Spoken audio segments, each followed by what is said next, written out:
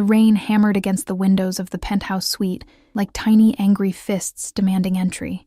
I pressed my palm against the cold glass, feeling the vibration of each droplet as I gazed at the Manhattan skyline blurred through sheets of water.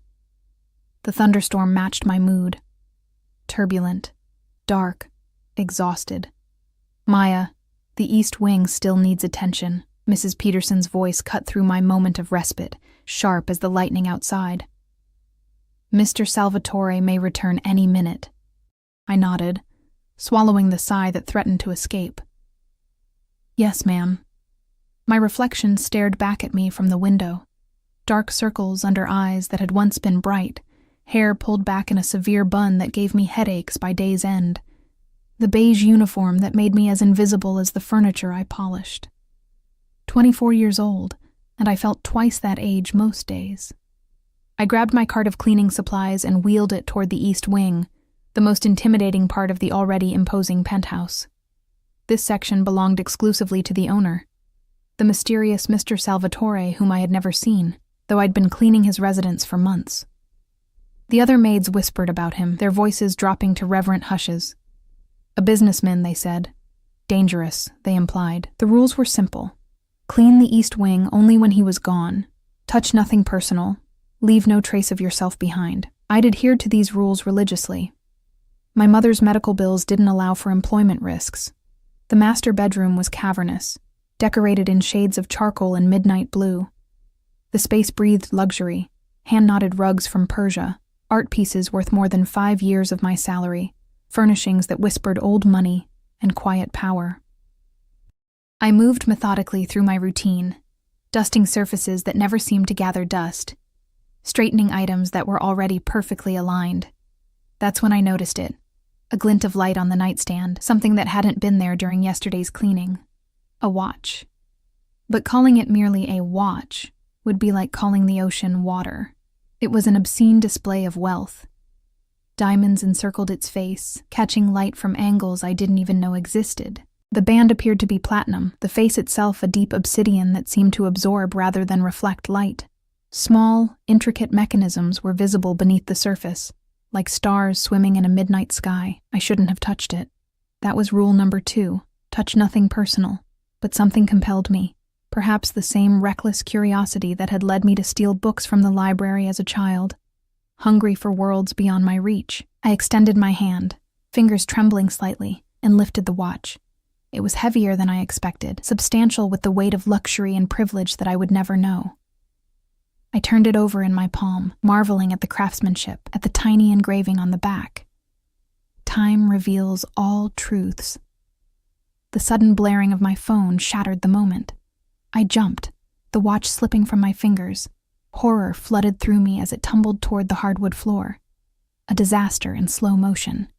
By some miracle, I caught it against my thigh, fumbling it back into my grasp. My heart hammered against my ribs as I clutched it, palms suddenly slick with sweat.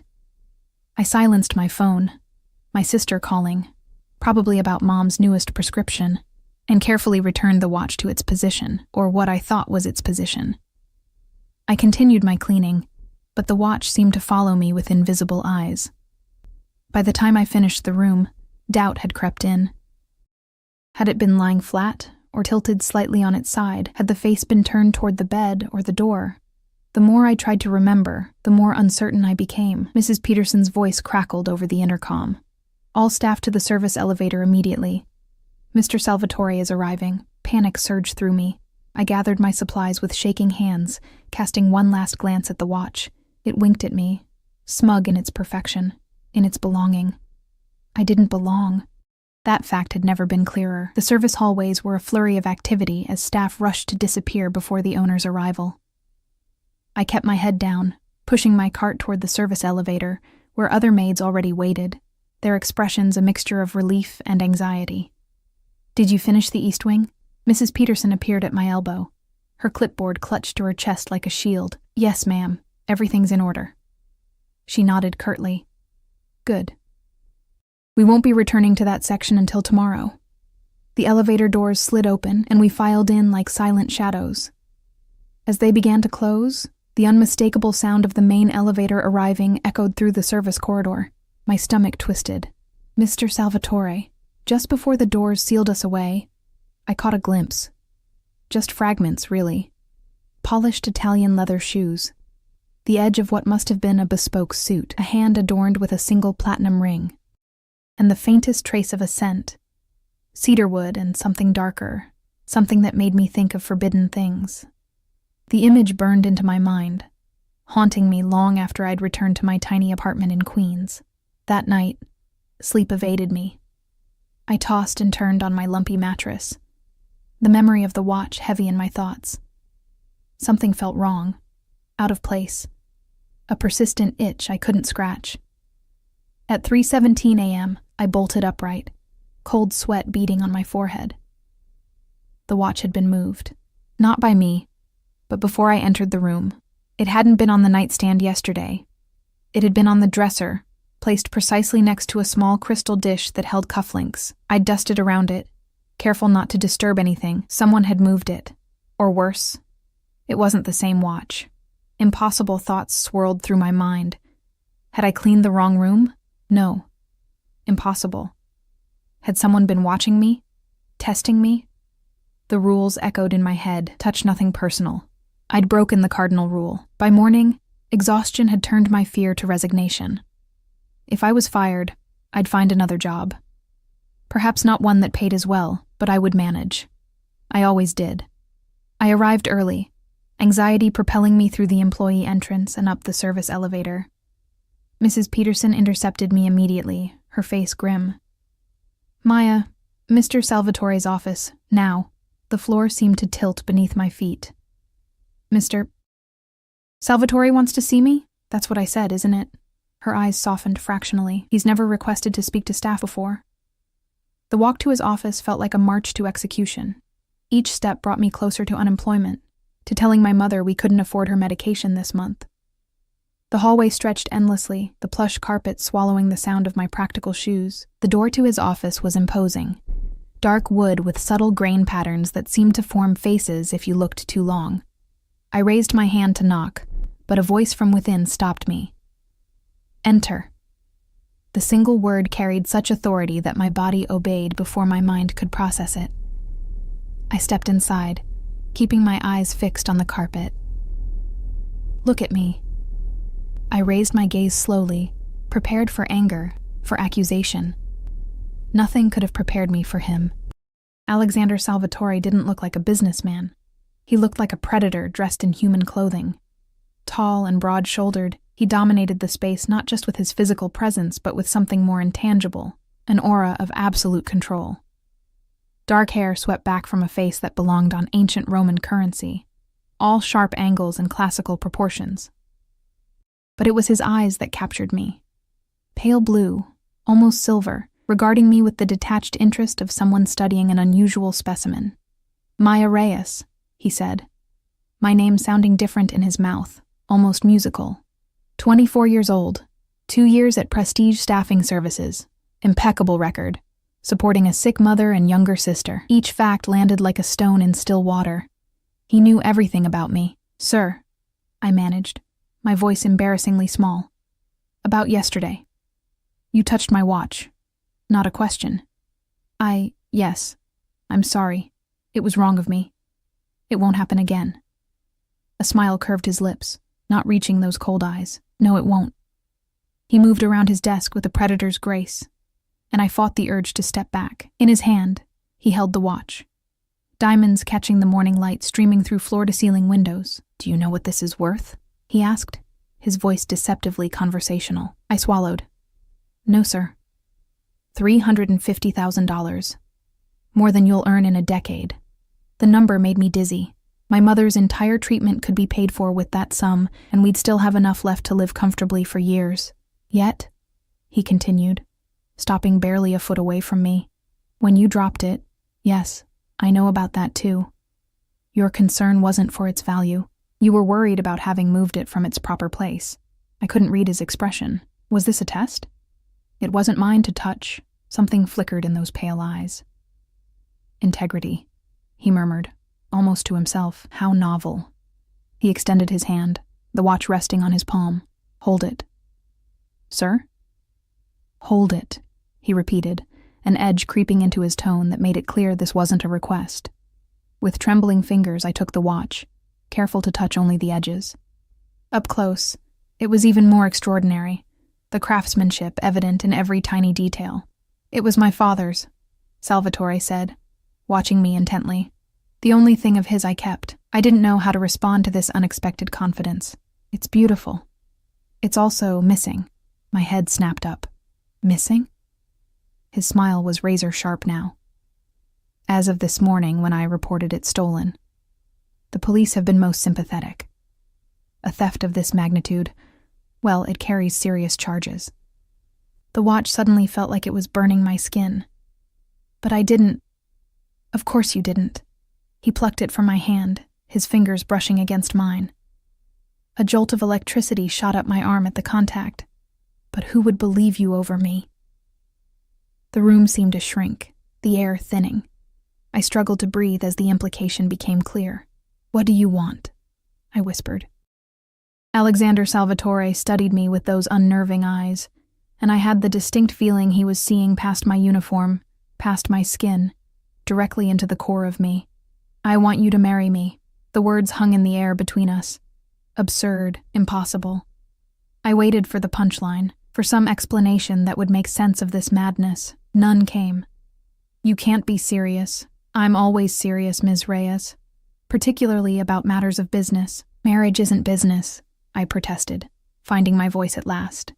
His laugh was low and without humor. Everything is business. In this case, you have something I need. I have something you need. A simple transaction. What could I possibly have that you would need? His eyes traveled over me, not in the leering way I'd experienced from men on the subway, but as if assessing the value of a painting.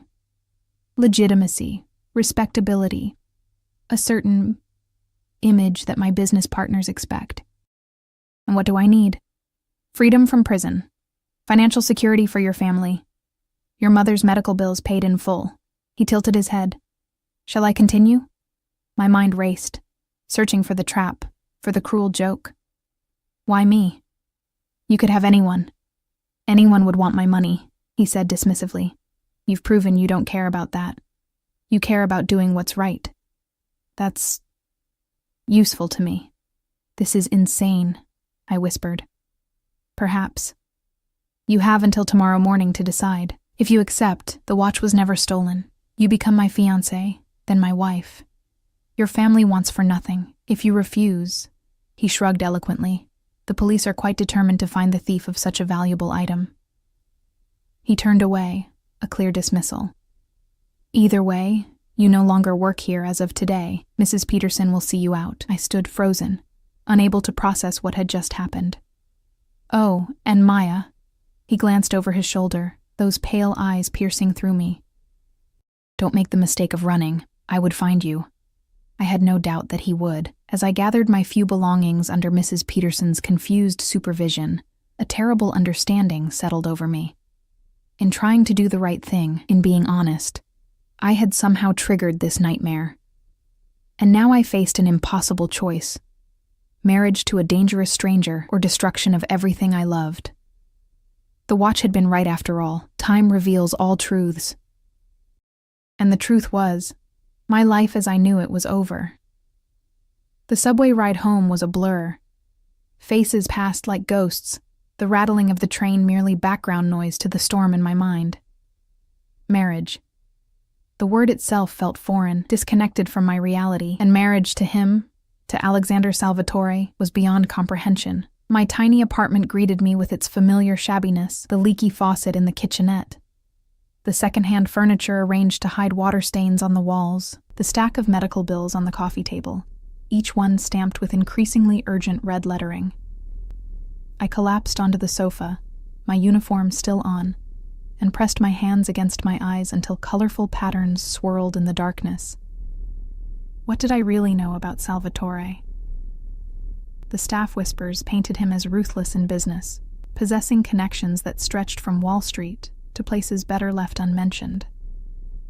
There were rumors, always carefully spoken in hushed tones, about the true nature of his wealth. Words like family business, took on sinister meanings in these conversations. A mafia boss. That's what they never said aloud, but always implied. My phone buzzed, startling me from my thoughts. A text from an unknown number. A car will collect you at 8 p.m.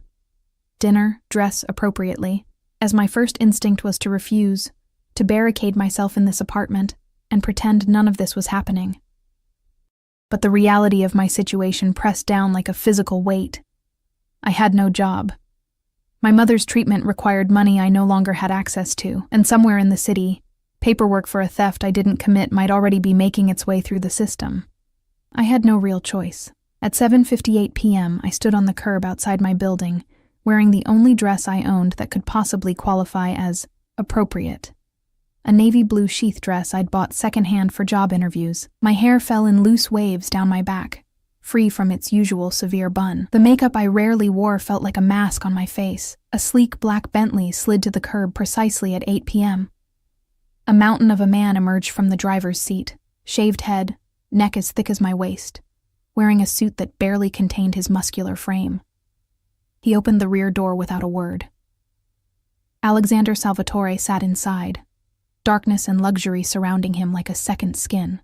He wore a charcoal gray suit that probably cost more than a year of my rent, a blood-red tie the only splash of color. The watch, that damned watch, gleamed on his wrist. Ms. Reyes. He didn't smile, didn't move to make space for me. He simply watched as I hesitated at the threshold of his world. I took a breath and slid into the leather seat beside him, immediately enveloped by his scent. That same cedarwood, and something darker. Something that made my skin prickle with awareness. The car pulled away from the curb silently. The barrier between driver and passengers raised to give the illusion of privacy. Neither of us spoke as we glided through the city streets.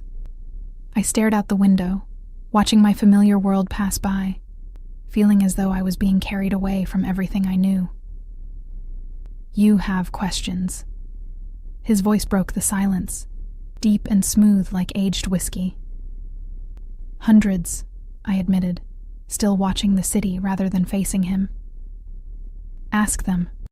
I turned to him then, studying the harsh planes of his face in the passing streetlights. Why marriage? Why not just hire me to play a role? To be seen with you? A muscle ticked in his jaw. Because I don't do things halfway, Ms. Reyes. And because what I need cannot be accomplished with half measures. And what exactly do you need? His gaze was steady, calculating. My business requires a certain restructuring. The old ways are changing. To secure my position, I need to present a specific image to certain partners and rivals alike. A stable man with a respectable wife is taken more seriously than a bachelor with a reputation. So I'm just part of your image rehabilitation. You say that as if it's a small thing. He leaned forward slightly. Image is everything in my world. Perception creates reality. The car slowed, turning into a private entrance of what appeared to be an exclusive restaurant. Before I could ask another question, we were stopping, the mountain man driver opening the door. Salvatore exited first, then extended his hand to me. I stared at it for a moment before placing my fingers in his. His hand was warm, unexpectedly calloused for a man of such wealth. He didn't release me after I stepped out, but instead tucked my hand into the crook of his arm, pulling me close enough that I could feel the solid wall of his chest against my side. Smile, he murmured, his lips barely moving. We're madly in love. The restaurant was like something from another world. No sign marked its existence, just a discreet door with a single attendant who nodded deferentially as Salvatore approached. Inside, soft lighting illuminated what appeared to be only a dozen tables, each set far from the others, creating islands of privacy in the dimly lit space. Every head turned as we entered. I felt the weight of calculating gazes, the silent assessments and whispered questions. Alexander Salvatore with an unknown woman, a nobody, a maid. I straightened my spine, refusing to shrink under their scrutiny. The maitre d' led us to a table in the corner, the best in the house, I guessed, based on the subtle nods of acknowledgement Salvatore received as we passed. A bottle of wine already waited, breathing in a crystal decanter. Your usual table, Mr. D. Salvatore, the maitre d' murmured, pulling out my chair with practiced elegance. Salvatore's hand lingered at the small of my back before I sat, a possessive touch that sent unwelcome heat racing up my spine. He took his seat across from me, those pale eyes never leaving my face. "My usual guests will be joining shortly," he said once we were alone. "Before they arrive, you should know what's expected." "I haven't agreed to anything yet," I reminded him, clinging to this last shred of autonomy. His smile was cold. "And yet, here you are." The truth of that statement stung. I had walked willingly into his car, into this restaurant. I was already playing his game, whether I admitted it or not. "These men are business associates," he continued. "They believe we've been seeing each other privately for some time. Tonight is merely the public acknowledgement of our relationship. And if I don't play along?" His expression didn't change, but something dangerous flickered in those pale eyes. "Then your mother's medical insurance might experience unfortunate complications. Your sister's scholarship to NYU might be reconsidered. The apartment you live in might suddenly be sold to a developer interested in immediate renovation." He sipped his wine. "But these things wouldn't happen if you were the fiancé of Alexander Salvatore." Each threat was delivered in the same conversational tone one might use to discuss the weather. The casualness of it chilled me more than any outburst of anger could have. "You've investigated my entire life." "Knowledge is power, Ms. Reyes." I make it a point never to enter a situation unprepared. Before I could respond, I noticed his attention shift to something beyond my shoulder. His expression transformed subtly. Still controlled, still dominant, but with a new edge of performative warmth. "Ah, Vincent, Carlo. Right on time." I turned to see two men approaching our table. Both wore expensive suits and expressions of barely concealed curiosity. One was older, perhaps in his 60s, with silver hair and a face mapped with the lines of someone who smiled rarely, but genuinely. The other was younger, closer to Salvatore's age, with sharp features and hungry eyes that assessed me with naked interest. Salvatore stood, extending his hand to the older man first. "Vincent, good to see you." Then to the younger, "Carlo." There was a subtle change in his tone, slightly cooler, more formal. "Alexander." The older man, Vincent, replied warmly. "And who is this lovely creature you've been hiding from us?" Salvatore's hand returned to the small of my back, guiding me to stand beside him. "This is Maya Reyes, my fiancée." The word landed like a stone in still water. Vincent's eyebrows rose in genuine surprise. Carlo's expression flickered between disbelief and something darker. "Fiancé?" Vincent recovered first, taking my offered hand and pressing it between both of his. "My dear, what a delight. Alexander has been most secretive about you." "The best treasures are kept hidden," Salvatore said, his arm snaking around my waist, pulling me against him with subtle pressure. Until the right moment, I forced my lips into a smile, leaning into him as if this proximity was natural, desired. He's a man who values his privacy. "And you, my dear?" Vincent asked, studying me with shrewd eyes. "What do you value?" I felt Salvatore's attention sharpen, waiting for my answer. This was a test, my first. "Loyalty," I said, the word coming unbidden to my lips.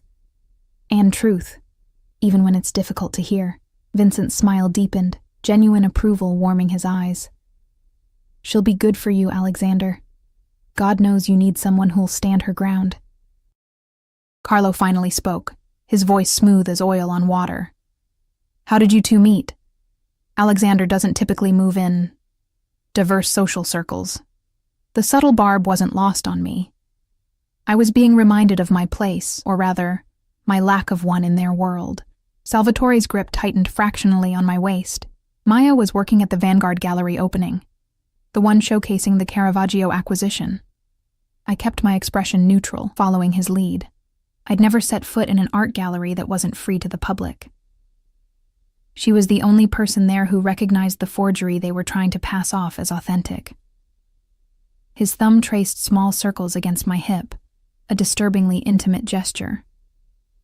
"Intelligence is irresistible," Vincent laughed. "Indeed it is. Well, let's sit and celebrate this unexpected news." Throughout dinner, I played my part. I smiled at the right moments, spoke when spoken to, and maintained the careful facade of a woman in love with a dangerous man. Salvatore never released me entirely. His hand always found its way back to mine, to my shoulder, to my waist. A constant reminder of his claim, of my captivity. The conversation flowed around topics I barely understood, property developments with thinly veiled implications of activities that couldn't possibly be legitimate, political connections mentioned with knowing looks, references to family matters that clearly had nothing to do with blood relations.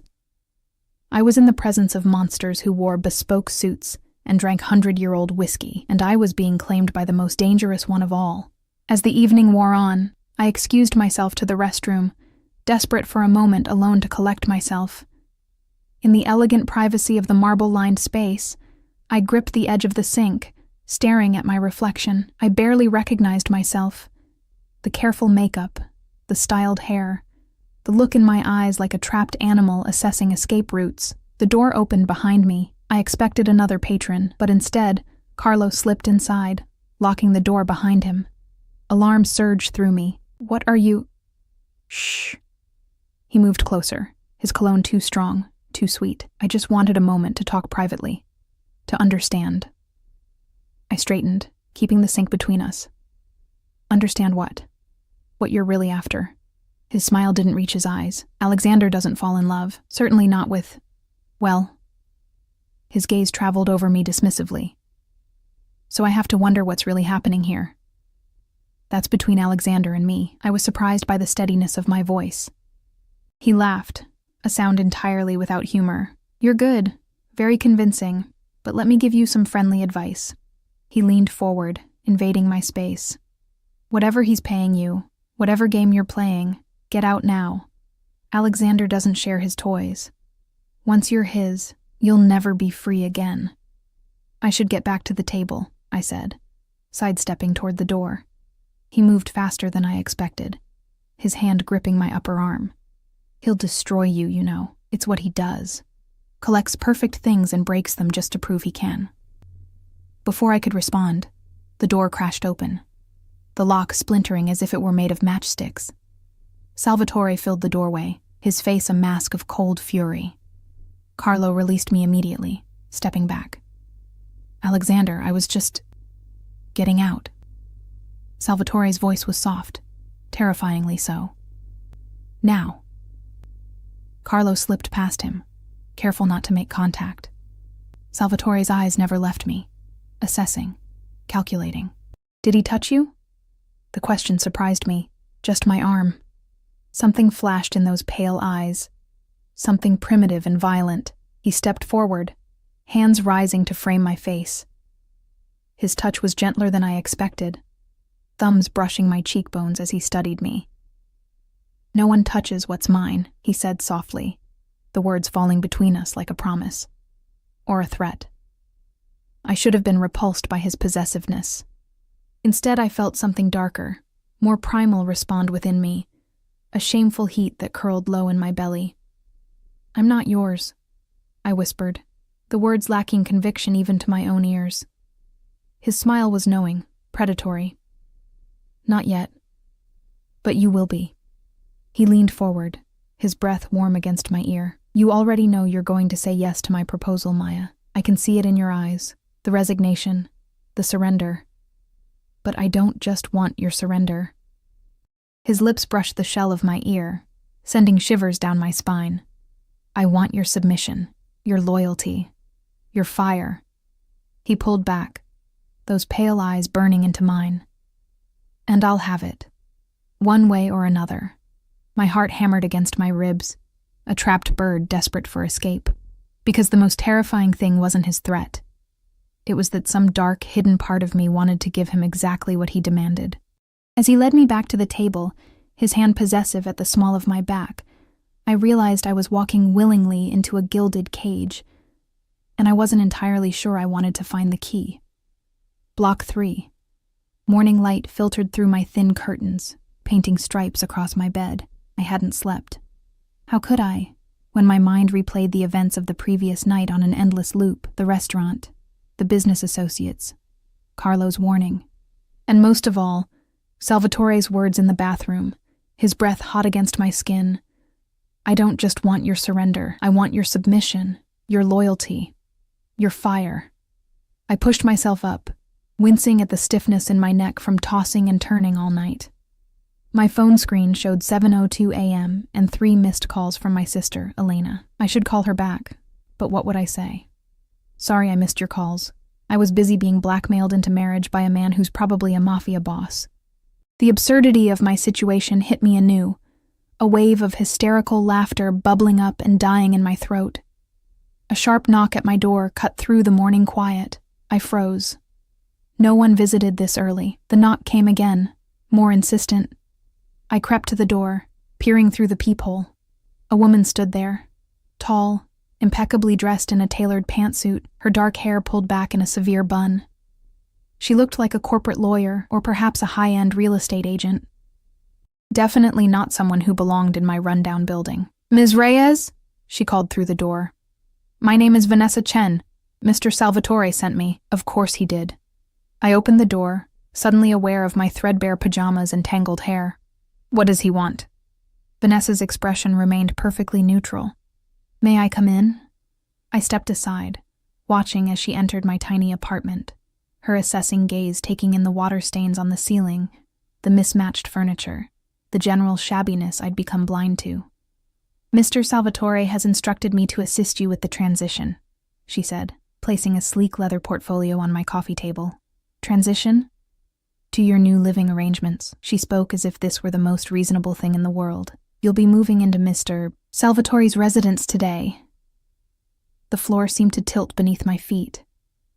"I haven't agreed to anything." Vanessa's perfect eyebrow arched slightly. "Haven't you?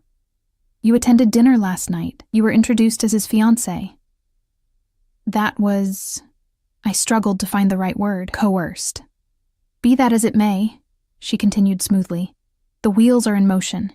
Your presence is expected at the penthouse by noon. And if I refuse?" She opened the portfolio, removing several documents. "Your mother has been transferred to Mount Sinai's private wing as of 6 a.m. this morning. Her new treatment protocol begins at 2 p.m. She slid a document toward me, medical authorization forms with my forged signature. "Your sister's tuition has been paid in full for the remainder of her degree program."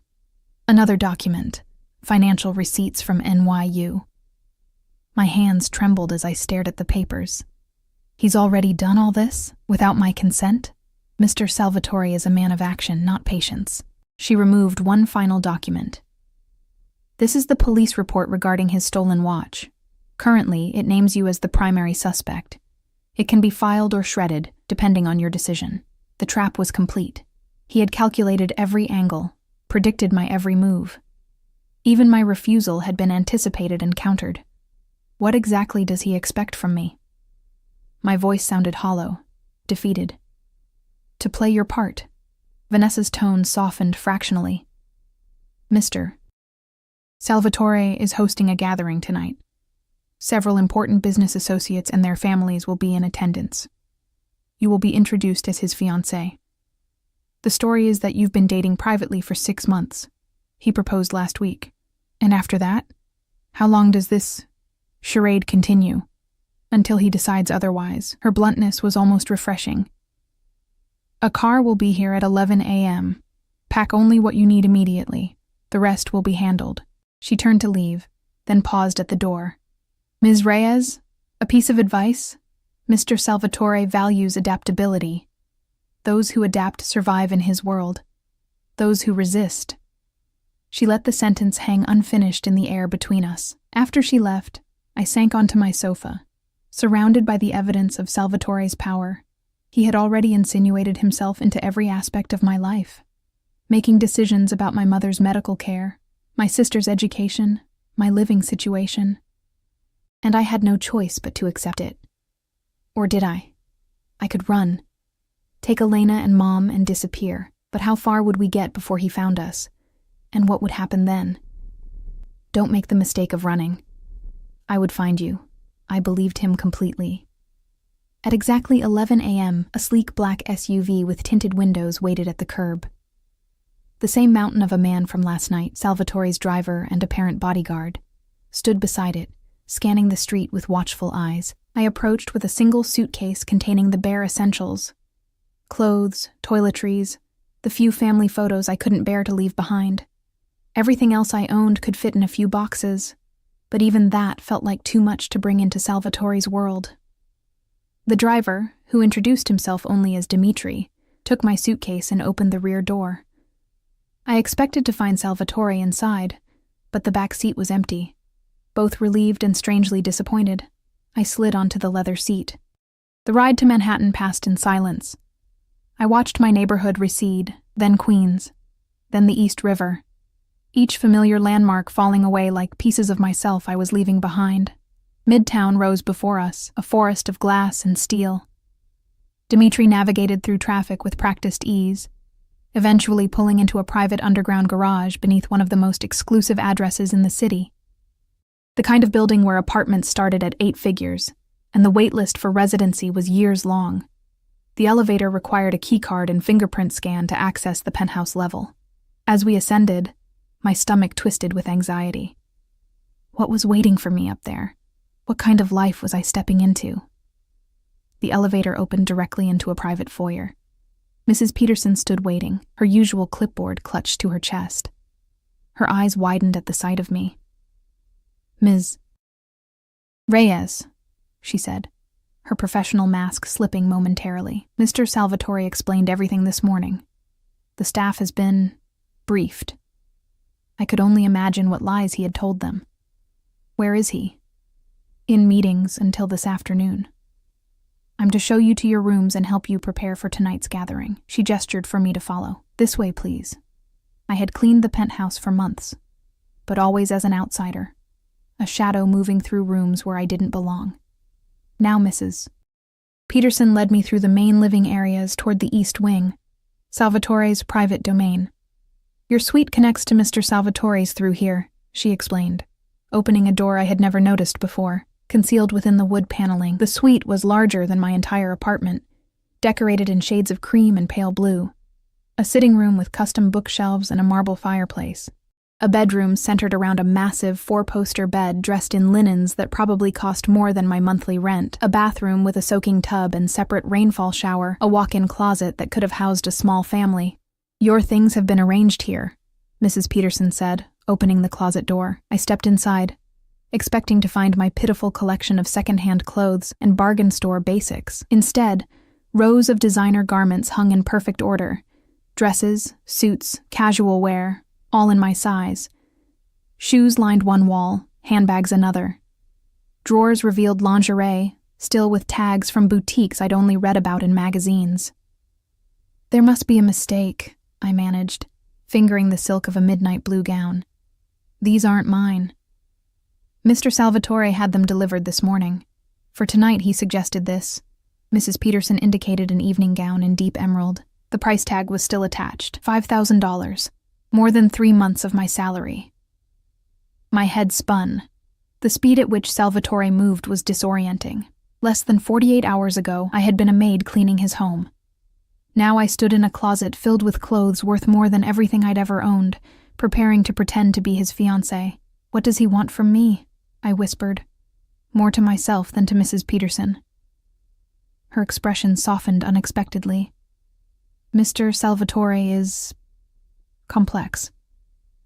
I've worked for him for 7 years, and I still don't claim to understand him fully." She hesitated, then added, "He's never brought anyone here before, not like this." The implications of that statement hung in the air as she excused herself, promising to return later to help me prepare for the evening. Alone, I wandered through the suite, trailing my fingers over unfamiliar luxury. Every item seemed chosen with specific intent. The books on the shelves included titles I'd mentioned loving during rare conversations with other staff members. The bathroom products were the same brand I'd splurged on for my birthday last year, when Elena had given me a gift card. Even the bed sheets were in a shade of blue I'd once absent-mindedly called my favorite while cleaning the linen closet. He had been watching me, studying me, long before the incident with the watch. The realization sent a chill down my spine. I unpacked my small suitcase, placing family photos on the nightstand. My mother before her illness had hollowed her out. Elena at her high school graduation. The 3 of us at Coney Island years ago. These fragments of my real life looked out of place among the carefully curated luxury. Exhaustion suddenly overwhelmed me. I sank onto the edge of the bed, the mattress yielding beneath me like a cloud. Just a short rest, I told myself, curling onto my side fully clothed. Just a moment to gather my strength. I woke to darkness and the sensation of being watched. Salvatore stood in the doorway between our suites, his powerful frame silhouetted against the light behind him. I bolted upright, disoriented and vulnerable. "You've been asleep for hours," he said, his voice low and smooth. "I told them not to wake you." I scrambled to my feet, suddenly aware of my rumpled clothes and messy hair. "What time is it?" "Nearly 7. Guests will begin arriving at 8. He stepped into the room, and I fought the urge to back away. "Did Ms. Chen explain everything? That I'm to pretend to be madly in love with you?" "Yes, that was covered." His mouth curved in that not-quite smile that never reached his eyes. "Not pretend, Maya. Embody. There's a difference." He moved closer, and I held my ground though every instinct screamed to retreat. He smelled of that same intoxicating blend of cedarwood and something darker, something that made my pulse quicken despite myself. "Tonight is important," he continued. "The people attending need to believe completely in our relationship." "Why? What's the point of all this?" I gestured to the room, the clothes. "What game are you playing?" Something dangerous flickered in his pale eyes. "It's not a game, it's survival." Before I could question him further, he reached out, his fingers brushing a strand of hair from my face. I flinched at the unexpected contact. "You're afraid of me," he observed, his tone making it impossible to tell if this pleased or disappointed him. "Shouldn't I be? You've threatened my family, my freedom. You've forced me into whatever this is." "Not forced," he corrected. "Incentivized." A surge of anger cut through my fear. "Is that what you tell yourself to justify manipulation and blackmail?" For a moment, genuine surprise crossed his features, quickly masked by his usual control. "Interesting. Most people wouldn't dare speak to me that way. Most people probably have more to lose, or less courage." His gaze intensified, studying me with renewed interest. "The bathroom downstairs has been prepared for you. Bath drawn, everything you need laid out. Wear the emerald dress. I'll send someone to help with hair and makeup in 20 minutes. He turned to leave, then paused. "One more thing. Tonight you'll notice a man named Dominic Russo. Mid-50s, scar on his right cheek. Stay away from him." "Why?" Salvatore's expression hardened. "Because I said so." After he left, I remained frozen for several moments, trying to process the encounter. The power dynamics between us were constantly shifting. He controlled every aspect of the situation, yet seemed almost intrigued by my defiance. The bathroom downstairs was a marble sanctuary, steam rising from a massive soaking tub filled with fragrant water. I sank into the heat, allowing it to ease the tension from my muscles, if not my mind. Everything had been arranged with meticulous attention to detail. My preferred bath products, plush towels warmed on a heated rack, even a glass of white wine placed within easy reach. Golden handcuffs. That's what this luxury represented. The more comfortable I became in this world, the harder it would be to leave, if leaving was even an option. By 8 o'clock, I barely recognized myself in the mirror. The emerald dress hugged my figure before flowing to the floor in liquid silk.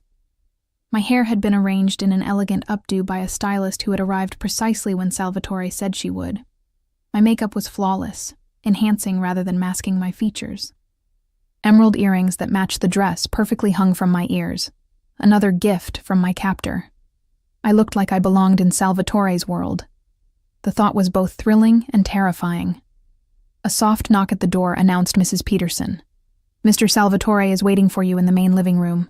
The first guests have arrived." I took a deep breath, steadying myself. This was a performance, nothing more. I could play a part for one night. Salvatore stood near the floor-to-ceiling windows, Manhattan glittering behind him like his personal kingdom. He wore a black suit that emphasized the breadth of his shoulders, the trim line of his waist. The suit was undoubtedly bespoke, fitting him with a precision that bordered on obscene. The diamonds in his watch caught the light as he turned, seeing me enter. For a moment, something unguarded flashed across his face, something that looked almost like genuine appreciation. Then his mask slipped back into place. "Perfect," he said, extending his hand to me. I crossed the room, hyper-aware of the other guests already watching us with curious eyes. As I reached him, Salvatore pulled me close, his lips brushing my ear. "Remember," he murmured, "we're madly in love. You can't keep your hands off me. I can barely control myself around you." His words sent an unwelcome heat through me. I forced a smile, placing my hand in his. "I'm an excellent actress. We'll see." The gathering was smaller than I expected. Perhaps 30 people, all exuding the same aura of wealth and subtle danger as Salvatore himself. Vincent from the previous night was there with the elegant woman I assumed was his wife. Carlo lurked near the bar, his hungry gaze following me until Salvatore's cold stare made him look away. And then there was Dominic Russo. I identified him immediately by the scar on his cheek, a pale line that ran from his right eye to the corner of his mouth. Unlike the others, who wore their wealth like a second skin, Russo seemed uncomfortable in his expensive suit, constantly adjusting his collar as if it choked him.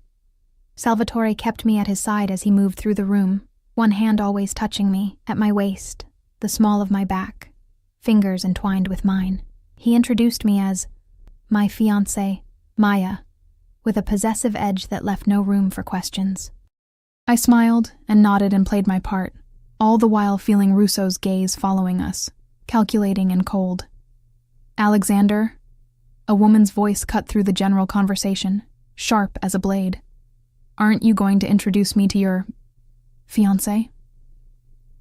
We turned to face a woman in her early 30s, stunning in a red dress that left little to the imagination. Her blonde hair fell in perfect waves to her shoulders, her makeup flawless, her jewelry subtle but clearly worth a fortune. Salvatore's hand tightened fractionally at my waist.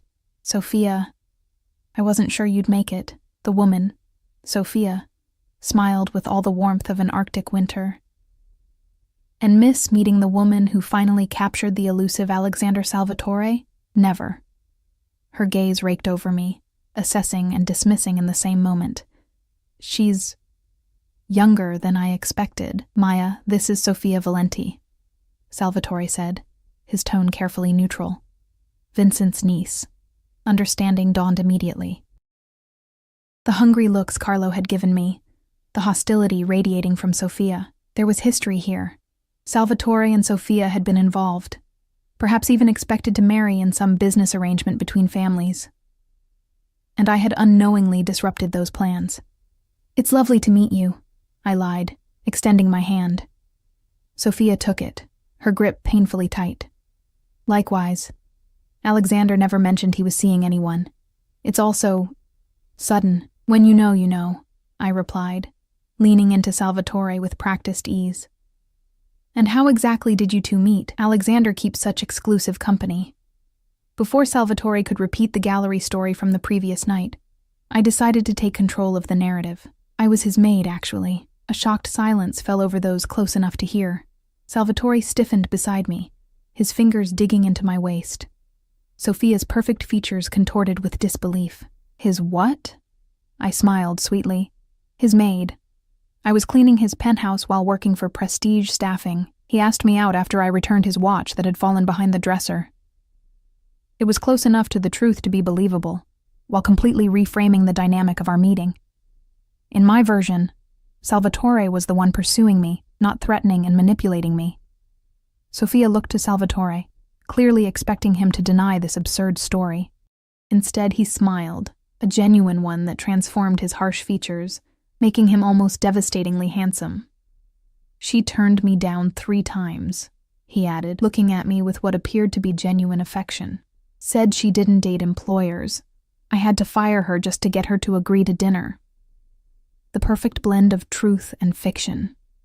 I stared at him, momentarily thrown by his ability to adapt so smoothly to my improvisation. "How quaint," Sophia managed, her composure cracking. "If you'll excuse me, I need a drink." As she stalked off, Salvatore leaned down, his lips brushing the shell of my ear. "Clever," he whispered, "but dangerous. Don't improvise again without warning me." "I thought you valued adaptability," I countered softly. His low chuckle vibrated against my skin. I'm beginning to see why you intrigue me, Maya Reyes. The night continued, a blur of introductions and veiled conversations laden with subtext I couldn't fully grasp. I played my role, smiling and engaging when necessary, always aware of Salvatore's presence at my side. Several times I caught Russo watching us, his gaze calculating. At one point, I excused myself to the bathroom, needing a moment alone to regroup. As I returned, a hand grabbed my arm, pulling me into a darkened study off the main hallway. Dominic Russo's scarred face loomed in the dim light. "So, you're Alexander's new toy," he said, his breath sour with whiskey. "Pretty little thing." Not his usual type. I tried to pull away, but his grip tightened painfully. "Let go of me. You don't belong in this world, girl. You're just a pawn in whatever game he's playing with the Valenti family." His face drew closer, but pawns can be useful. Fear surged through me, but anger quickly followed. I was tired of being manipulated, threatened, treated like an object to be moved around a board by powerful men. I said, "Let go." I drove my knee upward, connecting solidly with his groin. Russo doubled over with a strangled groan. I turned to flee, only to find Salvatore filling the doorway, his face a mask of cold fury. Behind him stood Dimitri, and another man I recognized as part of his security team. "Take him downstairs," Salvatore said, his voice terrifyingly soft. "We'll discuss this transgression later." The men moved forward, grabbing Russo by the arms. He didn't resist, his eyes fixed on Salvatore. "This changes nothing," Russo spat. "The old arrangements stand, no matter what pretty distraction you parade around." Once they had removed him, Salvatore turned to me, his pale eyes blazing with an emotion I couldn't name. "Did he hurt you?" The concern seemed genuine, throwing me off balance. "No, I'm fine." "You should have called for me." There was an edge to his voice that might have been anger or fear. I handled it. I straightened my dress, trying to reclaim my composure. "Isn't that what you want? Someone who can adapt and survive in your world?" He studied me for a long moment. "You continue to surprise me, Maya Reyes." "Good. I wouldn't want to become predictable." A ghost of a smile touched his lips. "Never that."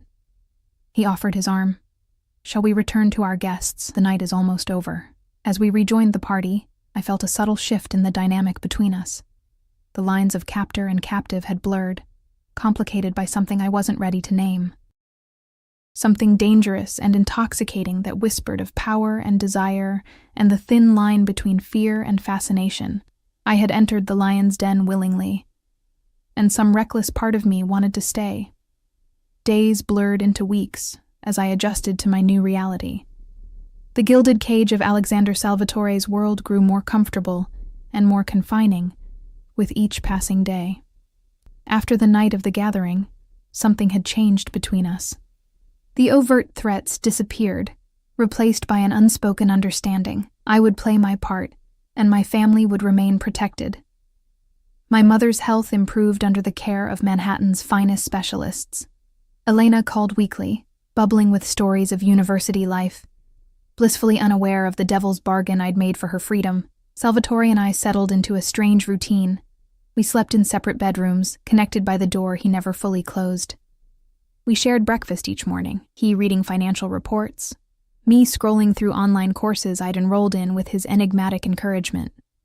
We attended events together several nights a week, my arm linked through his as we navigated the treacherous waters of his social circle.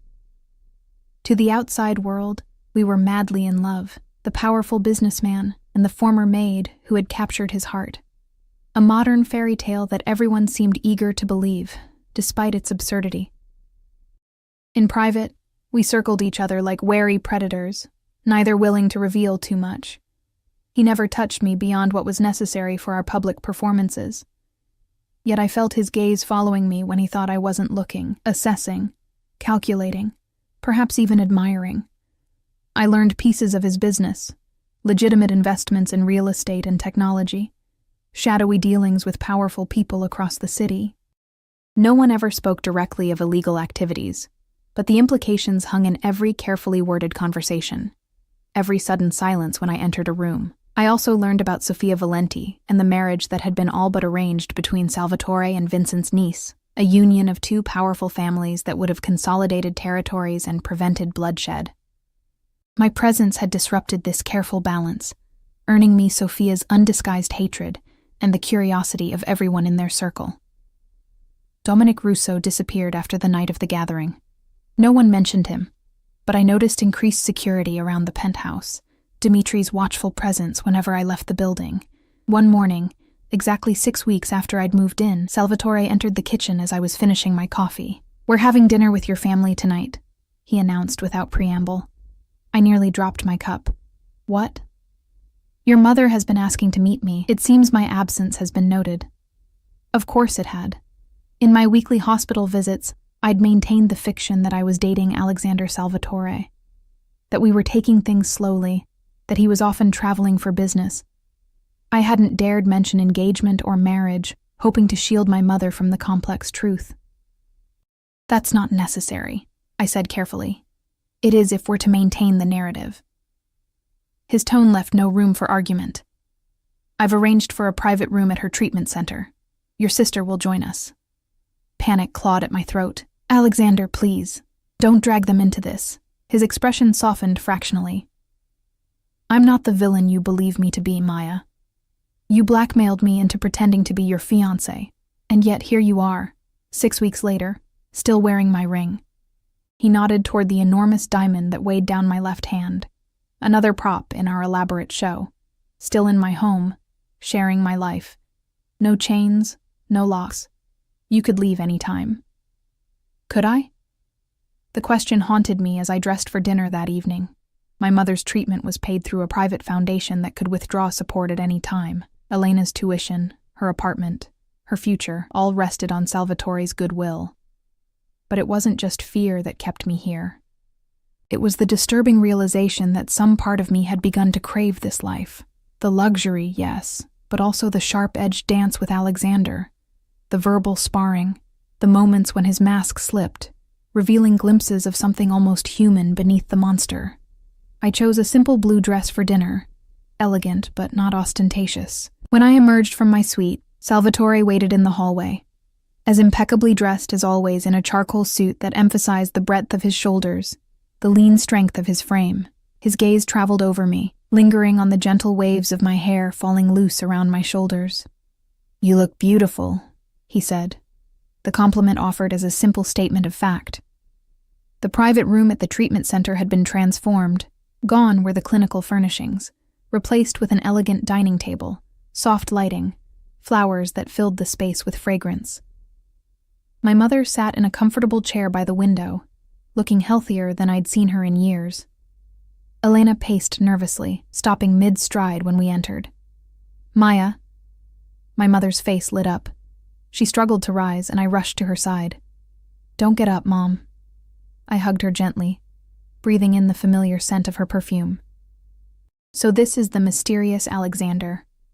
She extended her hand, studying him with the shrewd gaze that had never missed anything throughout my childhood. Salvatore took her hand, his touch surprisingly gentle. "Mrs. Reyes, it's a pleasure to finally meet you.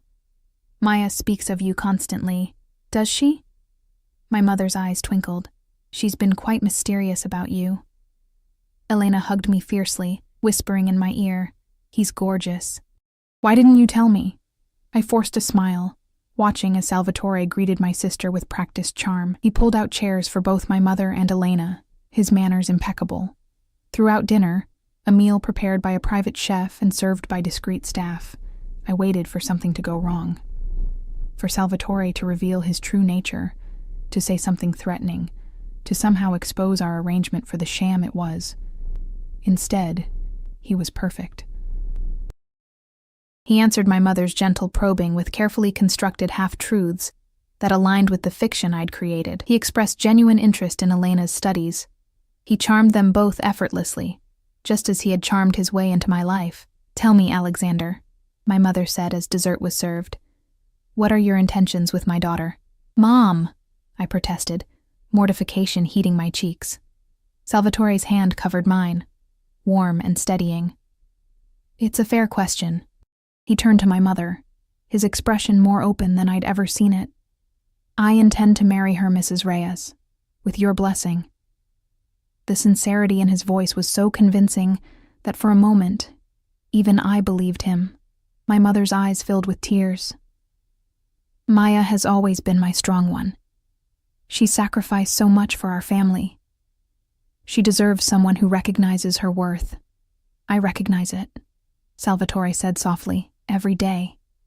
Later, as we rode back to the penthouse in silence, I stared out the window at the passing city lights, trying to process what had happened. "Your mother is remarkable," Salvatore said finally. "I see where you get your strength. Don't." My voice was sharp with emotion. "Don't pretend this is real." "What is real, Maya?" He turned to face me, his pale eyes intent in the dim light of the car. "The circumstances that brought us together? Or what's happened since? This is business for you. A transaction." "Is it?" His hand moved to my face, fingers tracing the curve of my cheek with unexpected tenderness. "Then why can't I stop thinking about you? Why do I find myself creating excuses to be in the same room with you? Why does the thought of you leaving fill me with dread?" I pulled away, confused by the emotion in his voice, by my own reaction to his touch. "Stop. This isn't part of our arrangement. Perhaps the arrangement has changed." Before I could respond, the car stopped in front of our building. Dimitri opened the door, and the moment shattered. That night, I lay awake in my bed, replaying Salvatore's words. Perhaps the arrangement has changed. What did that mean? What did he want from me now? The door between our rooms stood partially open as always. Through it, I heard him moving restlessly, his footsteps pacing the floor. At least I wasn't the only one who couldn't sleep. Eventually, I rose, wrapping myself in a silk robe that had appeared in my closet weeks ago. I moved to the doorway, watching as Salvatore stood at his window, the city lights illuminating his powerful silhouette. "Alexander," I said softly. He turned, and the naked emotion on his face stole my breath. Longing, confusion, desire. All the things I'd been fighting within myself. "What are we doing?" I asked. He crossed the room slowly, stopping an arm's length away, close enough that I could feel the heat radiating from his body, smell the intoxicating scent that was uniquely his. "I don't know anymore," he admitted, vulnerability replacing his usual control. "This began as strategy, as business. But you've become," he struggled for words, "an unprecedented occurrence, necessary. Necessary. To my peace of mind. To my ability to function. To my—" He reached for me, his hand hovering just above my cheek without making contact. "I find myself wanting things I have no right to want, Maya. I should have stepped back, maintained the barrier between us." Instead, I leaned into his touch, my eyes closing as his palm cradled my face. "What do you want?" I whispered. His thumb traced my lower lip. "Everything. All of you. Not because of threats or arrangements, but because you choose it. Choose me." The honesty in his voice undid me. 6 weeks of tension, of fear and confusion and unwanted desire crystallized into a single moment of clarity. I rose on tiptoes, pressing my lips to his. His response was immediate and overwhelming. Alexander's arms encircled me, pulling me against the solid wall of his chest as his mouth claimed mine with a hunger that stole my breath. There was nothing gentle in this first real kiss. It was possession, need, the culmination of weeks of tension finally breaking. My hands found his shoulders, his neck, the short hair at the nape that was softer than I'd imagined. He walked us backward until my spine met the doorframe, his body pressing into mine with delicious pressure. His tongue traced the seam of my lips, seeking entry, and I opened to him willingly, desperately. A low groan rumbled from his chest as the kiss deepened, his hand sliding down my sides, over my hips, gathering the silk of my robe in his fists. My head swam with sensation, with the taste of him, whiskey and mint, and something darker that made my knees weak. It was madness. Stockholm Syndrome, perhaps, or simply the inevitable result of 6 weeks of forced proximity to a man whose danger and power exerted their own gravitational pull. But in that moment, I didn't care about the psychology. I only knew that I wanted, needed, this connection. Alexander pulled back slightly, his breathing ragged, his pale eyes dark with desire. "Maya," he said, my name a prayer or a curse on his lips. "Tell me to stop." "No," I whispered, my fingers curling into the fabric of his shirt. "Don't stop." His forehead pressed against mine, our breath mingling in the narrow space between us. "If we cross this line," he said, voice strained with the effort of control, "everything changes. There's no going back." I know. And I did know. Knew that whatever game we'd been playing, whatever arrangement we'd made, was about to transform into something far more complex, more dangerous. "I don't want to go back." He studied my face, searching for hesitation, for fear.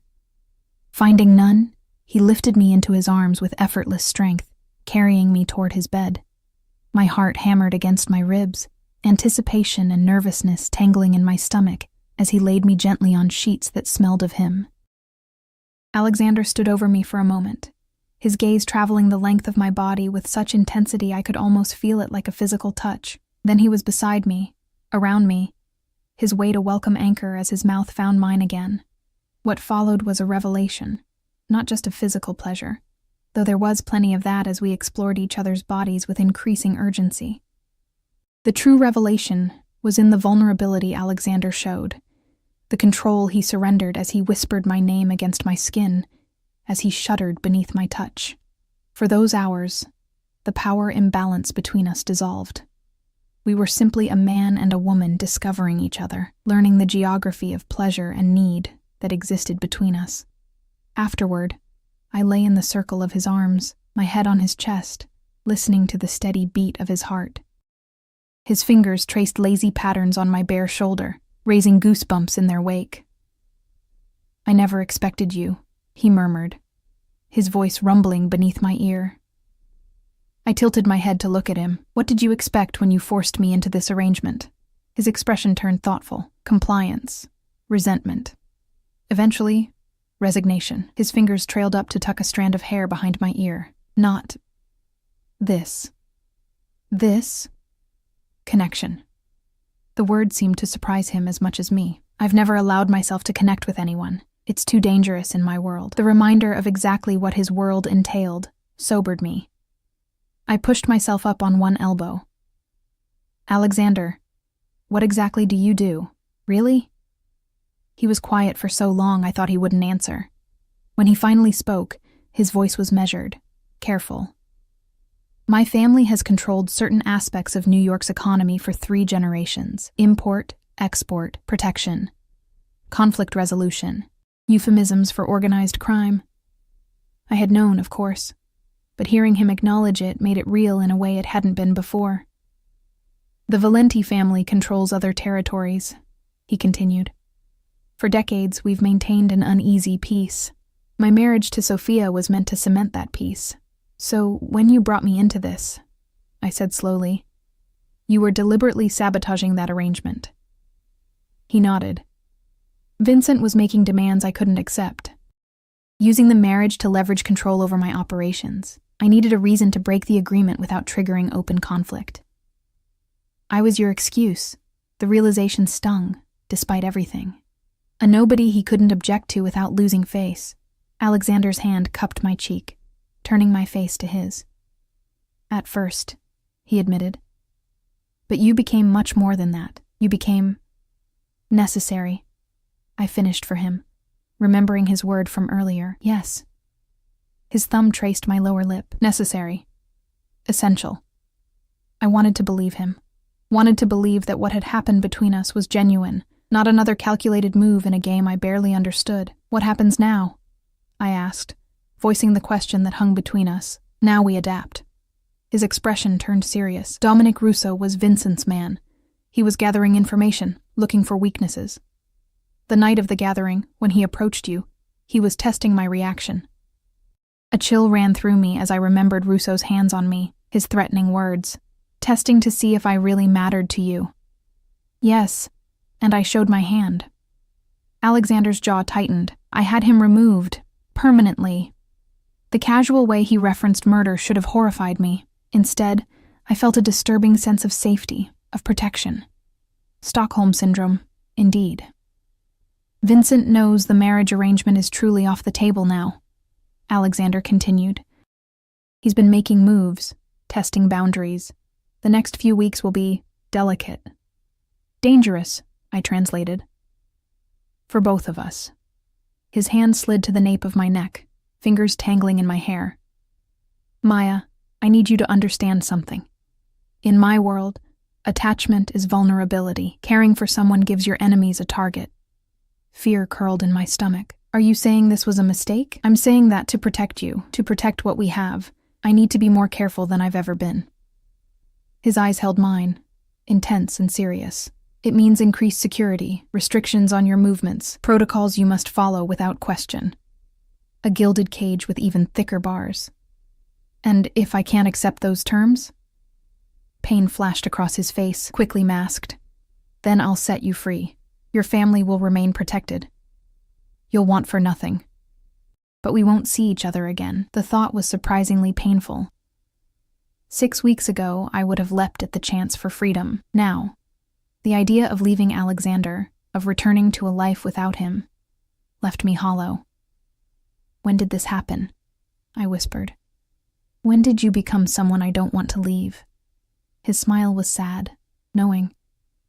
The same time you became someone I can't let go. 2 months later, I stood at the windows of our penthouse, watching the lights of Manhattan shimmer in the evening air. My mother had been discharged from the hospital last week, moved into a luxurious apartment where Elena visited her between classes. They were safe, happy, their futures secured by the man whose ring I now wore not as a prop, but as a promise. Behind me, I heard the elevator arrive, followed by familiar footsteps. Alexander appeared in the reflection of the window, his expression softening when he saw me waiting. The tightness around his eyes told me today's business had been stressful, probably dangerous. I didn't ask. There were boundaries we maintained, walls around certain aspects of his life that I chose not to breach. He kept the darkness away from me as much as possible, and I gave him a sanctuary where he could simply be a man in love, not the feared head of a criminal empire. His arms encircled me from behind, pulling me against his chest. I leaned into him, savoring the solid warmth of him, the security I found in his embrace. I missed you, he murmured against my hair. You were only gone a few hours. Too long. His lips traced the curve of my neck. Any time away from you is too long. I turned in his arms, studying the face that had become so dear to me. The harsh lines that had once frightened me now spoke of strength, of protection. The pale eyes that had been cold when we met now warmed when they looked at me. I love you, I said simply. His breath caught, as it always did when I spoke those words. For Alexander, raised in a world where vulnerability meant weakness, where attachment was liability, love remained a miracle he couldn't quite believe. And I love you. He kissed me softly, reverently. More than I thought possible. We were not a fairy tale. There was no perfect ending for a man in Alexander's position, for the woman who chose to stand beside him. There would always be danger lurking at the edges of our happiness, enemies waiting for weakness, the shadow of his world threatening to darken ours.